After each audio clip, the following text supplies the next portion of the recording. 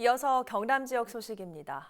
19년 역사를 가진 대한민국 대표 연극축제죠. 밀양공연예술축제가 개막했습니다. 오는 6일까지 밀양연극촌을 비롯해 인근 관광지에서도 다양한 공연을 즐길 수 있습니다. 구지은 기자입니다. 휴가철을 맞아 관광객들로 붐비는 밀양 표충사 계곡. 인근에서 들려오는 신나는 음악 소리에 사람들은 물놀이를 뒤로하고 하나둘 몰려듭니다. 음악에 맞춰 춤을 추고 또 새하얀 도화지에 조금씩 그림을 그려나가는 두 남성. 그 모습을 지켜보는 어른들도 아이들도 어떤 그림이 나올까 궁금해 눈을 떼지 못합니다. 큰 박수 소리와 함께 울려 퍼지는 함성은 덤. 제19회 밀양 공연예술축제의 거리 공연인 드로잉 서커스가 펼쳐지는 현장입니다. 애기한테도 생각지도 못하게 너무 좋은 추억이 된 것 같고 그냥 물놀이 하면 그냥 단순하고 재미가 없을 수도 있는데 이렇게 공연도 보니까 너무 재밌고 즐거워요. 너무 좋고 재밌는 것 같아요. 안 그래도 모르고 여기 왔는데 너무 재밌는 것 같아요. 지난 1일 연극으로 떠나는 즐거운 휴가란 주제로 막을 연 이번 축제에서는 뮤지컬 등 모두 44편의 공연을 즐길 수 있습니다. 국내 우수 연극 초청작은 물론 풍성한 거리 예술 공연으로 마임과 버블 퍼포먼스, 코미디 서커스 등도 함께 펼쳐집니다. 여기에 젊은 연출가전과 낭독 공연 등 연극 공모전도 진행되고 있어 축제의 열기는 더 높아지고 있습니다. 특히 올해는 공연장 외에도 밀양 관광지 곳곳에서 공연이 마련돼 쉽게 축제를 볼 수 있습니다. 더운 여름을 그냥 한 방에 시원하게 날려버릴 재미있고 유쾌한 뮤지컬, 가족극 등이 준비됐고요. 예년과 다른 거는 표충사, 얼음골, 트윈터널, 산문 고수부지에서 거리 예술 공연이 재미나고 유쾌하게 서커스, 마임 등 다양하게 펼쳐지고 있습니다. 이번 축제는 오는 6일까지 연극촌을 비롯한 밀양의 유명 관광지에서 무더위에 지친 피서객들의 오감을 만족시켜줄 예정입니다. 헬로티비 뉴스 구지은입니다.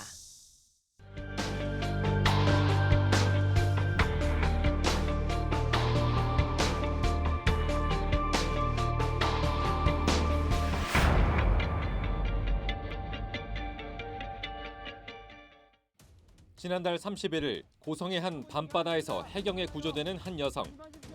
인근 방파자에서 밤낚시를 하다 더위를 식히려 바다에 들어가 수영을 했는데 사방이 어두워 그만 방향을 잃고 표류하게 된 겁니다.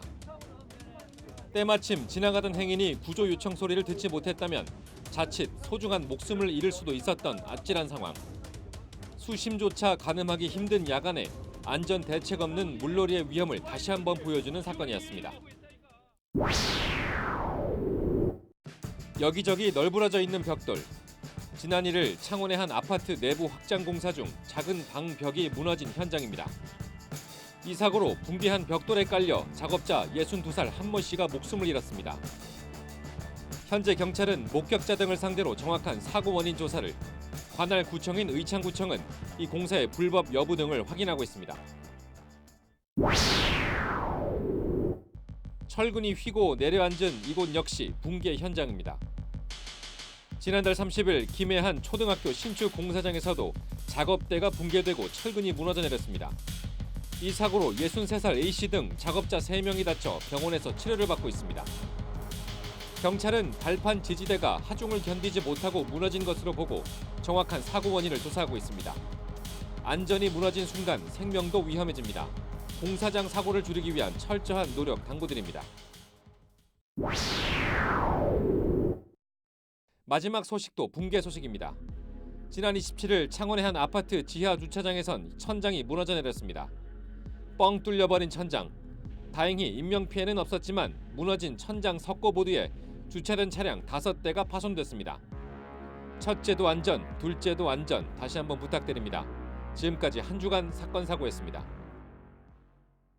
2일 제8호 태풍 프란시스코가 괌 인근 해상에서 발생해 북상하고 있습니다. 기상청은 소형 태풍인 프란시스코가 북서쪽으로 이동하면서 오는 7일 오전 9시쯤 제주도 서귀포 서쪽 해상까지 올라올 것으로 예측했습니다. 태풍은 북태평양 고기압의 강도와 수축 여부에 따라 진로가 달라지는 만큼 최신 기상 정보를 반드시 확인하시기 바랍니다. 일본이 우리나라를 백색 국가에서 제외하면서 경남도는 2일 긴급회의를 열고 기업 상담 창구 개설 등 대책을 추진키로 했습니다. 도는 이번 일본의 백색 국가 제외 결정으로 지역 제조업종 전반에 부정적인 영향을 미칠 것으로 예상하고 있습니다. 이에 따라 경남 테크노파크와 경남 중소벤처기업청, 창원 상공회의소 등과 함께 통관 서류 작성과 절차를 안내하는 상담 창구를 개설할 계획입니다. 또 오는 6일 창원 상공회의소에서 도내 기업을 대상으로 일본 수출 규제 관련 설명회도 열기로 했습니다. 창원시가 일본의 백색 국가 제외 결정에 따라 대책을 마련해 위기를 극복하겠다고 밝혔습니다. 창원시는 2일 시청에서 긴급회의를 열고 105만 창원 시민과 경제, 기업인과 함께 일본 정부의 비상식적이고 일방적인 경제 보복을 함께 극복하자는 성명서를 채택했습니다. 시는 지역 산업의 피해를 최소화하기 위해 8개의 단기 대책과 8개 중장기 대책을 마련해 추진키로 했습니다.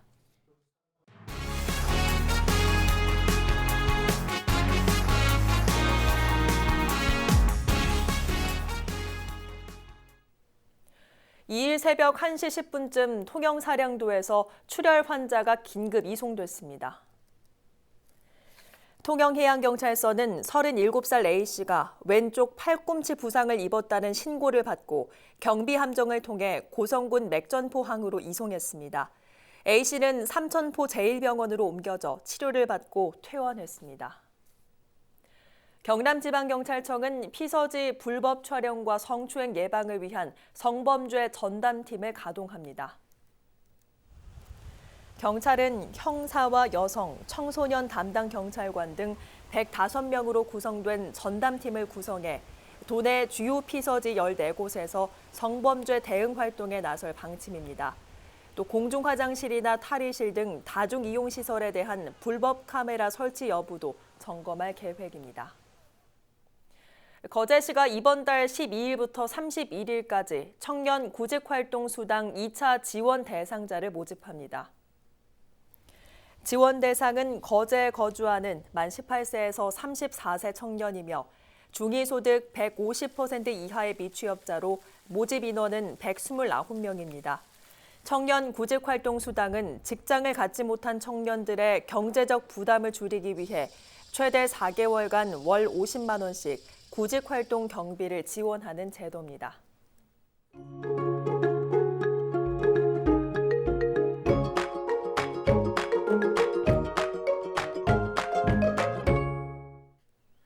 이어서 날씨입니다. 말 그대로 펄펄 끓는 날씨가 이어지고 있습니다. 경남 모든 시군에 폭염특보가 내려진 가운데 금요일 낮 동안 창원 33도, 함안은 35도까지 치솟아 힘든 하루였는데요. 연일 맑은 날씨가 이어지면서 주말에도 찜통더위는 이어지겠습니다.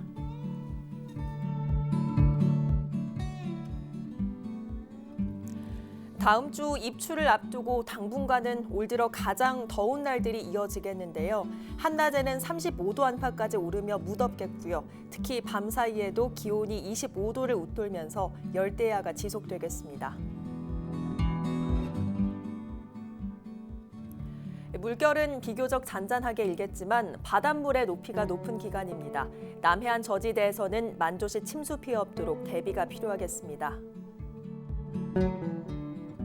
밤낮 구분 없는 더위가 기승입니다. 수분 섭취, 자외선 차단, 충분한 휴식 잊지 마시고 건강 잘 챙겨주시기 바랍니다. 오늘 뉴스는 유튜브 채널 CJ 헬로 경남 방송에서 다시 보실 수 있습니다. 이상으로 뉴스를 마칩니다. 저희는 늘 지영민 곁에 있겠습니다. 고맙습니다.